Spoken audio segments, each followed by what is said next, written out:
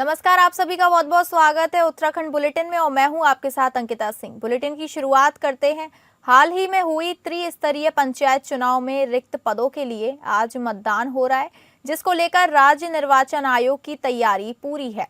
राज्य निर्वाचन आयुक्त सुशील कुमार शर्मा ने बताया कि 30,801 लोगों ने नामांकन किया था, जिसमें से 994 नामांकन रद्द किए गए हैं। कुल 29,807 नामांकन सही पाए गए, 319 नामांकन वापस लिए गए, जबकि 28,776 प्रत्याशी निर्विरोध निर्वाचित हुए। आज 8 बजे से शुरू हुए मतदान के लिए 712 प्रत्याशी मैदान में हैं। 348 स्थान पर चुनाव हो रहा है, जिसके लिए 254 मतदान केंद्र बनाए गए हैं।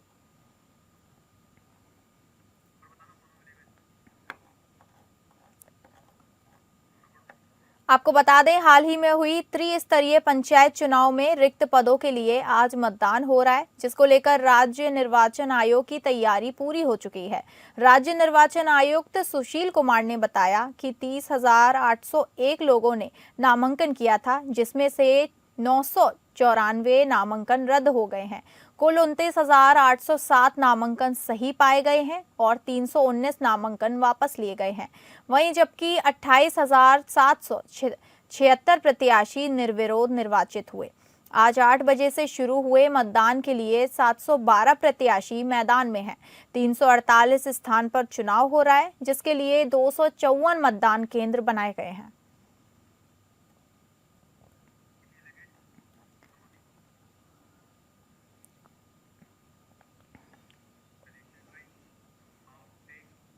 भाजपा ने कांग्रेस नेताओं की कारतूस जहर जैसी बयानबाजी को उनके बीच वर्चस्व की लड़ाई का नतीजा बताया है। पार्टी मुख्यालय में पत्रकारों के सवालों का जवाब देते हुए भाजपा के विधायक और प्रवक्ता विनोद चमोली ने कहा कि कांग्रेस के शीर्ष नेताओं द्वारा इस्तेमाल किए जाने वाले शब्दावलियों को दुर्भाग्यपूर्ण बताया है। कहा, कोई किसी को फ्यूज्ड कारतूस बताता है, कोई कारतूस के खोखे से भी काम लेने का दावा करता है, कोई कार्यकर्ताओं से जहर निकलने और कोई राजनीतिक ब्लैकमेलरों से बचने की बात कहता है। फिलहाल ये सब कांग्रेस के नए सिरे से शुरू हुई वर्चस्व की लड़ाई का नतीजा है। जब समय से पहले आवश्यक रूप से जिम्मेदारियां तय की जाती हैं तो यही होता है, क्योंकि विधानसभा चुनाव में अभी बहुत समय है और चुनाव संचालन और प्रचार समिति प्रमुखों की घोषणा की गई है। हालांकि यह सब अध्यक्ष पद को लेकर गुटबाजी को रोकने के लिए किया गया है, लेकिन बिना काम के खाली बैठे ये पदाधिकारी अब एक दूसरे को ही ठिकाने लगाने में लग गए हैं। हरक सिंह रावत कांग्रेस पर कब्जा करना चाहते हैं और यह हरीश रावत को किनारे किए बिना संभव नहीं है। ऐसे में चुनाव सही से लड़ना और जनता का विश्वास जीतना उनके लिए लगभग असंभव लक्ष्य है। और इस समय वह वर्चस्व की लड़ाई चल रही है, जिसका मैं प्रमुख कारण जो मैं समझता हूं कि कांग्रेस ने समय से पहले चुनाव प्रबंधन समिति बना दी, चुनाव संचालन समिति बना दी। अध्यक्ष तो पार्टियों के बनते हैं, उसमें तो कोई दिक्कत नहीं है। और हरीश रावत जी भी कांग्रेस का एक बड़ा चेहरा, चिरपरिचित चेहरा है, पुराने राजनीतिज्ञ हैं। तो कुल मिला के वहाँ पर एक वर्चस्व की लड़ाई आज प्रारंभ हो गई है। हरक सिंह रावत जी का संभवतः प्रयास होगा कि वो कांग्रेस को दोबारा से ग्रैब कर लें और वो तब तक संभव नहीं हो पाएगा जब तक हरीश रावत जी को हाशिए पे नहीं लगाते हैं। तो ये इस प्रकार एक वर्चस्व की लड़ाई इस समय कांग्रेस के अंदर चल रही है और मैं समझता हूँ कि समय से पहले चीज़ों को तय करने के कारण ये लड़ाई साल भर के अंदर इस चरम तक पहुँच जाएगी कि कांग्रेस स्वयं को ही नहीं संभाल पाएगी, चुनाव तो कहाँ लड़ पाएगी। उत्तराखंड सरकार ने प्रदेश में 6 माह के लिए एस्मा लागू कर कर्मचारियों के आंदोलन पर प्रतिबंध लगा दिया है। दूसरी ओर विभागों से गैर हाजिर चल रहे उपनल कर्मियों के लिए शासन के उपनल के एमडी के नो वर्क नो पे का आदेश दे दिया है। वहीं देहरादून में 11वें दिन भी उत्तराखंड सरकार के उपनल कर्मचारी सामान के वेतन और नियमितीकरण की मांग को लेकर डटे रहे। उपनल कर्मचारियों ने कहा कि एक तरफ सरकार नियमितीकरण की तरफ कमेटी का गठन करती है और दूसरी तरफ यूपीसीएल कर्मचारियों के साथ तानाशाही की जा रही है। उपनल कर्मचारियों ने हड़तालों पर प्रतिबंध और धरना प्रदर्शन पर सरकार के रोक पर कहा कि ये हमारे लिए नहीं है। वहीं नो वर्क नो पे का कहन में कहा, हम इससे डरने वाले नहीं हैं। जब तक हमारी मांगे पूरी नहीं होती, हम यहाँ से नहीं उठने वाले।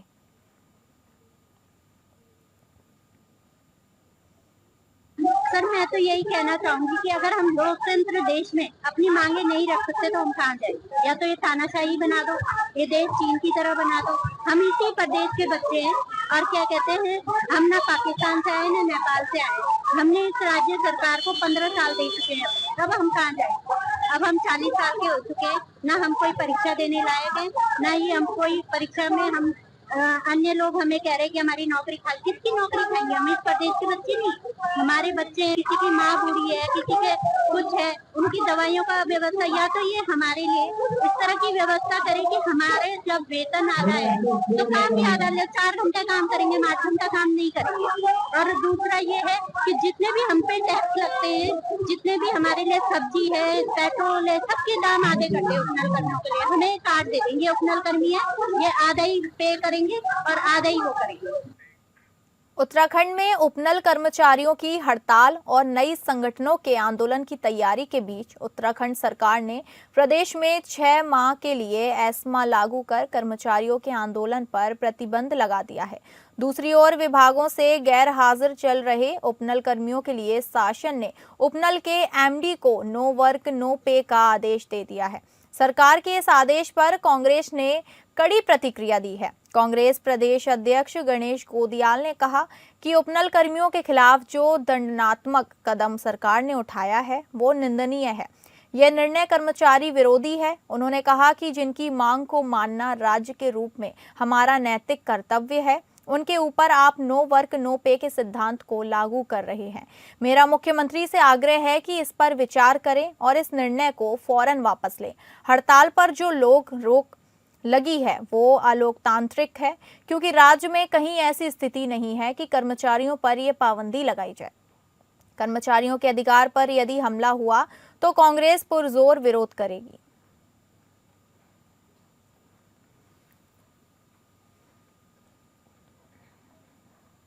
मैं ये कह रहा हूं कि दुर्भाग्यपूर्ण है कि लोकतांत्रिक ढंग से बड़ी उम्मीदों के साथ चुनी हुई सरकार अगर अपने कर्मचारियों के साथ इस तरह पेश आए तो ये बहुत ही दुर्भाग्यपूर्ण है। जो मांग सुप्रीम कोर्ट के आदेश के रूप में परिवर्तित हो चुकी है, जिस मांग को सुप्रीम कोर्ट अपना आदेश बना चुका है, उस मांग पर सरकार बचने की कोशिश करे, ये इस प्रदेश में संवैधानिक संकट की ओर बढ़ता हुआ राज्य प्रतीत होता है। ये उम्मीद नहीं थी कि इतने भारी बहुमत से बनी हुई सरकार लोगों को इस तरह मायूस करेगी। जिन राशन कार्ड उपभोक्ताओं ने अपने ई-केवाईसी नहीं कराई, उनको दिसंबर माह से सरकारी राशन से वंचित होना पड़ सकता है। राशन वितरण में पारदर्शिता को लेकर सरकार की ओर से ये कदम उठाया गया है। जिला पूर्ति कार्यालय की ओर से पूर्व में सट्टा गल्ला विक्रेताओं को केवाईसी कराने के निर्देश जारी हुए थे, लेकिन जिले में अभी तक 50% उपभोक्ताओं ने ई-केवाईसी कराई है। ऐसे में 30 नवंबर तक हर हाल में परिवार के मुखिया एवं सदस्यों को केवाईसी करानी होगी।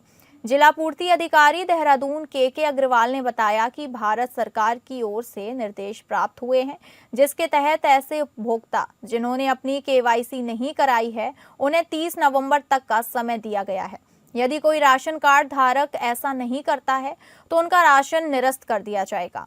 बताया कि जिले में करीब 1000 से अधिक राशन डीलर हैं, जहां पर कार्ड धारक अपनी ई-केवाईसी करा सकते हैं। बताया कि कोई परिवार का ऐसा व्यक्ति जो जिले में नहीं रह रहा है, वह अपने दूसरे राज्य के राशन डीलर के यहां पर जाकर अपनी ई-केवाईसी करा सकता है। साथ ही कहा कि इस व्यवस्था से राशन वितरण के कार्य में पारदर्शिता आएगी। साथ ही यह संपूर्ण जानकारी पूर्ति विभाग के पास उपलब्ध रहेगी कि जिले में किन किन श्रेणी के राशन कार्ड धारकों ने राशन लिया है। उन्होंने बताया कि राशन वितरण में पारदर्शिता को लेकर सरकार से निर्देश प्राप्त हुए हैं। और ये चूंकि इलेक्ट्रॉनिक माध्यम से की जा रही है, तो इसलिए जो है इसे ई-केवाईसी कहा गया है। और ई-केवाईसी के अंतर्गत हमने जो है समस्त जो हमारी ज़िले की दुकानें हैं 1047, हमने उन पे ई-पॉज मशीनें लगा दी हैं।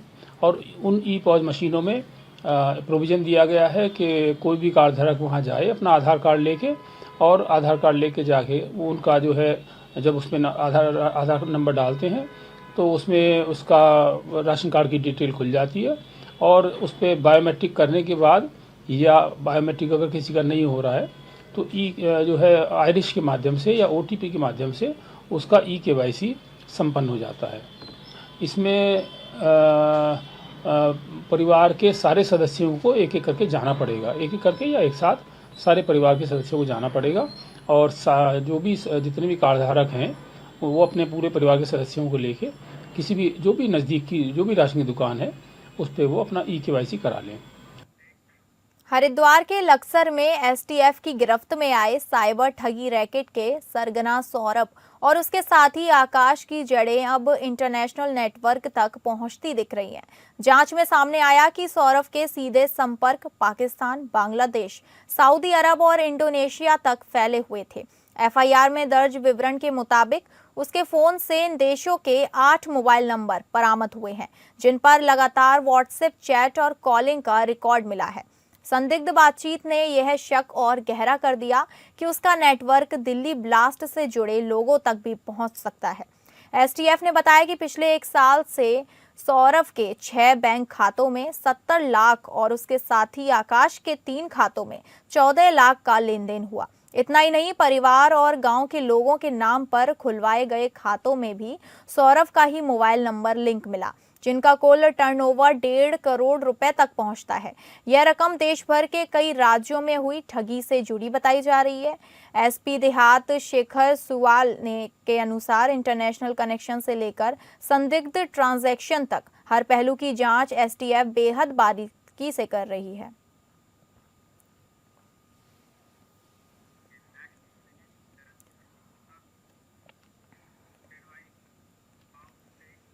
साइबर क्राइम की घटनाओं की रोकथाम के लिए देहरादून पुलिस अब युवाओं का सहारा लेने जा रही है। कई यूनिवर्सिटी के छात्र छात्राओं के बीच में हैकथन प्रतियोगिता का आयोजन किया गया, जिसमें साइबर प्रतियोगिताओं का आयोजन किया गया। साइबर घटनाओं का खुलासा करने के लिए उनसे राय ली गई। ऐसे में बेहतर काम करने वाली युवाओं को पुरस्कृत भी किया गया। DGP दीपम सेठ का कहना है कि इस तरह की घटनाओं के लिए वाहनों का मदद ली जा सकती है, ताकि उनके आइडिया को केंद्रित एजेंसी के साथ भी शेयर किया जा सके। इसका इस्तेमाल विभिन्न एजेंसियों में भी हो सके।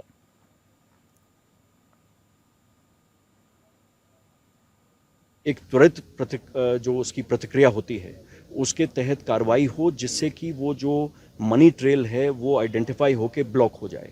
तो इसमें कई इनिशिएटिव्स हम लोग कर रहे हैं। हमारे पुलिस फोर्स से बहुत बड़ी संख्या में साइबर कमांडोज सेलेक्ट हुए हैं, जो प्रशिक्षण अपना पूरा करके विभिन्न चरणों में वापस आ रहे हैं। और हम लोग अपने पूरे साइबर सेल के और जो साइबर क्राइम के विरुद्ध जो हमारा नेटवर्क है उसको हम सुदृढ़ कर रहे हैं। और इसी उद्देश्य से आज यहाँ इन बच्चों से हम लोगों ने इस मुहिम में जुड़ने का आह्वान किया है। हम उनके लिए इंटर्नशिप्स ऑफ़र करेंगे। हम उनके जो प्रोजेक्ट रिपोर्ट्स हैं या उनके जो पायलट प्रोजेक्ट्स हैं उनको और उच्च भारत सरकार की एजेंसीज तक ले जाएंगे, जिनका ऐसा पोटेंशियल है कि वो साइबर क्राइम में कारगर सिद्ध हो सके। ड्रग्स फ्री कैंपस अभियान के तहत दून पुलिस ने बड़ी कार्रवाई करते हुए प्रेमनगर क्षेत्र के एक निजी शिक्षण संस्थान में औचक निरीक्षण किया है। पुलिस प्रशासन, डॉक्टरों की संयुक्त टीम ने औचक निरीक्षण करते हुए 10 छात्रों के ब्लड सैंपल करते हुए 45 छात्रों की मेडिकल जांच कराई है। वहीं SSP देहरादून अजय सिंह का कहना है कि सभी छात्रों से पहले ही ड्रग टेस्ट के लिए कंसेंट फॉर्म भरवाए गए थे, जिसमें स्पष्ट संदेश दिया गया था कि नशा छोड़ो वरना कार्रवाई को तैयार रहो। इस अभियान के तहत अन्य शिक्षण संस्थानों से भी जल्द औचक निरीक्षण किए जाएंगे।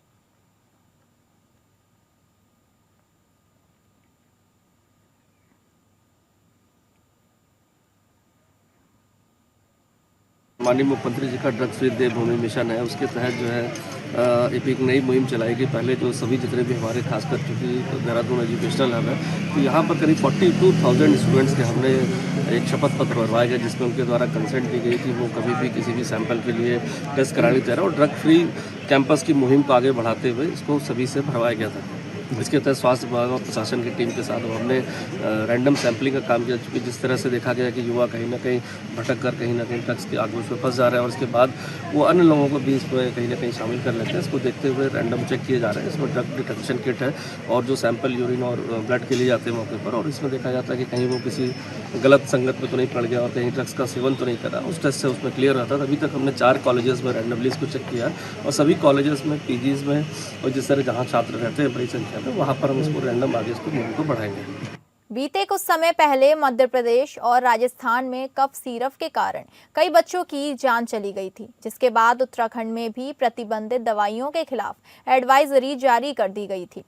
प्रतिबंधित दवाइयों की रोकथाम के लिए प्रशासन द्वारा लगातार छापेमारी कर रहा था।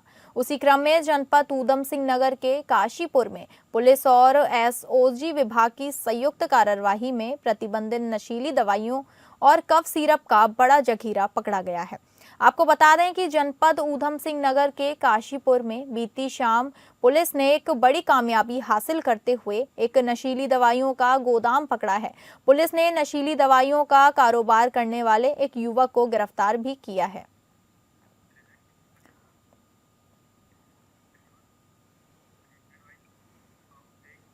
दिनेशपुर के एक निजी स्कूल में खेल दिवस बड़े ही धूमधाम से मनाया गया। विभिन्न खेल प्रतियोगिताओं के साथ बच्चों ने शानदार प्रतिभा का प्रदर्शन किया।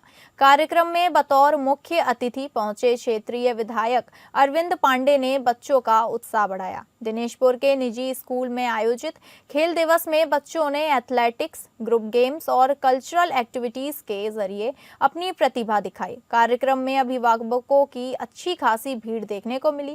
विधायक अरविंद पांडे ने कहा कि इस तरह के कार्यक्रम समय समय पर आयोजित होने चाहिए। खेल के माध्यम से बच्चे अनुशासन, टीम वर्क और आत्मविश्वास सीखते हैं और आगे चलकर बहुत ऊंचाई तक जा सकते हैं। विधायक ने बच्चों को खेलों में बढ़ चढ़कर हिस्सा लेने के लिए प्रेरित किया और स्कूल प्रबंधन की सराहना की। स्कूल प्रबंधक तरुण सिंह का कहना है कि ऐसे कार्यक्रम बच्चों के मानसिक और शारीरिक विकास के लिए बेहद जरूरी हैं।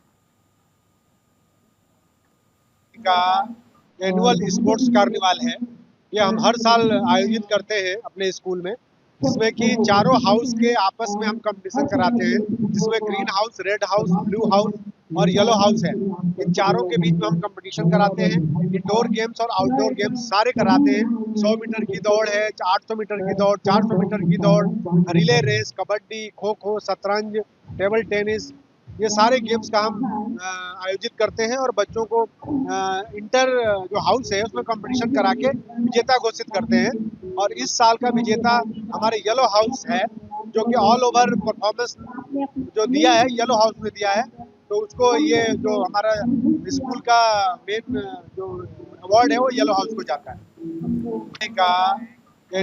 हल्द्वानी में जिलाधिकारी ने कैंप कार्यालय में जिले के अधिकारियों और निकाय की बैठक ली, जिसमें स्वच्छता सर्वेक्षण में निकायों के बेहतर प्रदर्शन किए जाने और शीतकालीन तैयारी को लेकर अधिकारियों को आवश्यक दिशा निर्देश दिए।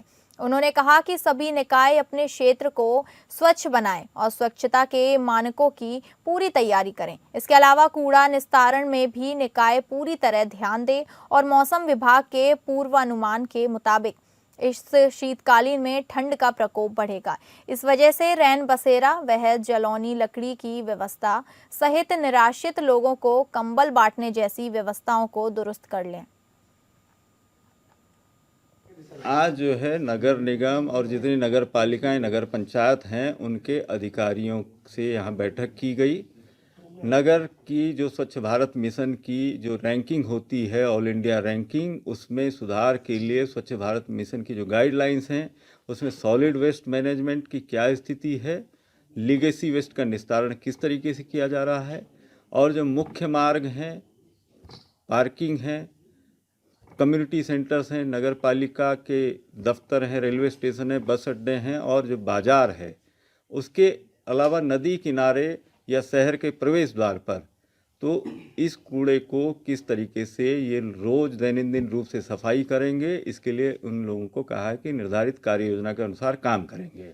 विंटर सीजन में अभी इस बार जो वेदर की फोरकास्ट है उसके हिसाब से अनुमान लगाया जा रहा है कि शीत बढ़कर आएगा तो जो रैन बसेरे हैं उनके रखरखाव, उनमें जो बेसिक एमिनिटीज़ हैं उनको दुरुस्त रखने के लिए कहा गया है। और जो चौराहों पर अलाव जलाना है, जो बेसहारा और जो निराश्रित लोग हैं, किसी के साथ सर्दी की वजह से कोई दुर्घटना न हो, तो इस व्यवस्था में उन लोगों को पहले से सतर्क रहने को कहा गया है। बागेश्वर के प्राचीन बागनाथ मंदिर परिसर में शिव प्रतिमा का त्रिशूल खंडित मिलने से श्रद्धालुओं में चिंता और नाराजगी फैल गई है। सूचना मिलते ही गुरुवार को एसडीएम प्रियंका रानी ग्रामीण निर्माण विभाग की टीम के साथ मौके पर पहुंची और क्षति का निरीक्षण किया। उन्होंने इसे जन आस्था से जुड़ा गंभीर मामला बताते हुए अधिकारियों को तुरंत मरम्मत करने के निर्देश दिए। एसडीएम ने सुरक्षा मानकों का कड़ाई से पालन करने और काम जल्द पूरा करने को कहा। ग्रामीण निर्माण विभाग के अधिशासी अभियंता संजय भारती ने आश्वासन दिया कि सुधार कार्य तत्काल शुरू किया जाएगा। जिला प्रशासन के संज्ञान में आने पर कि जो सरयू जी के किनारे शिव जी की विशाल प्रतिमा जो स्थापित है, तो वो उसका कुछ पार्ट जो है खंडित हो गया है। तो इस संबंध में तत्काल जो है जिलाधिकारी महोदय द्वारा संज्ञान लेते हुए इस संबंध में जिला प्रशासन के स्तर से प्रभावी कार्रवाई और त्वरित करने के निर्देश दिए गए थे। इसके क्रम में मुख्य विकास अधिकारी महोदय के स्तर से आज ही एक्सीएन आरडब्ल्यूडी को इस संबंध में निर्देशित कर दिया गया है कि आप तत्काल जो है इसकी जो मरम्मत का कार्य है वो करें। इस संबंध में आज मेरे द्वारा और एक्सीएन जो आरडब्ल्यूडी हैं उनके द्वारा निरीक्षण भी किया गया है और इसमें जो है अतिशीघ्र इस संबंध में कार्रवाई की जाएगी। टिहरी जनपद के बूढ़ा केदार धाम में गुरु कैलापीर बगवाल और 3 दिवसीय बलिराज मेले का शुभारंभ उत्साह और पारंपरिक श्रद्धा के साथ हुआ। क्षेत्रीय विधायक शक्तिलाल शाह, ब्लॉक प्रमुख राजीव कंडारी और राज्य मंत्री वीरेंद्र दत्त सेमवाल ने पूजा अर्चना कर मेले की शुरुआत की। मेले में गुरु कैलापीर की आस्था की दौड़ प्रमुख आकर्षण रही, जिसमें हजारों भक्तों ने पारंपरिक वेशभूषा के साथ भाग लेकर अपनी आस्था व्यक्त की। पुंडारा के सेरा में ढोल, दमाऊ और नगाड़ों की धुन पर पारंपरिक नृत्य ने वातावरण को उत्सवमय बना दिया। 3 दिवसीय मेले में धार्मिक अनुसंधानों के साथ स्थानीय उत्पादों की प्रदर्शनियां, लोक कलाएं और सांस्कृतिक कार्यक्रमों ने लोगों को आकर्षित किया। बड़ी संख्या में पहुंचे श्रद्धालुओं की भीड़ ने आयोजन और भी भव्य दिखाई दिया।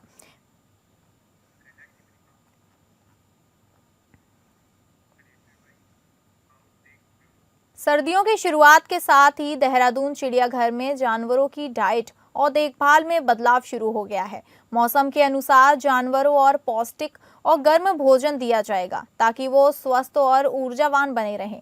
बाघ और तेंदुओं को सर्दी के दिनों में अब 12 किलो मांस दिया जाएगा। यह मात्रा गर्मियों की तुलना में अधिक है ताकि उन्हें शरीर में आवश्यक प्रोटीन और ऊर्जा मिल सके। सिर्फ खान पान ही नहीं, जानवरों के रहने की व्यवस्था में भी बदलाव किए जा रहे हैं। जो जानवर जमीन पर रहते हैं उनके बाड़ों में पराल बिछाई जा रही है ताकि उन्हें ठंडी जमीन से बचाया जा सके।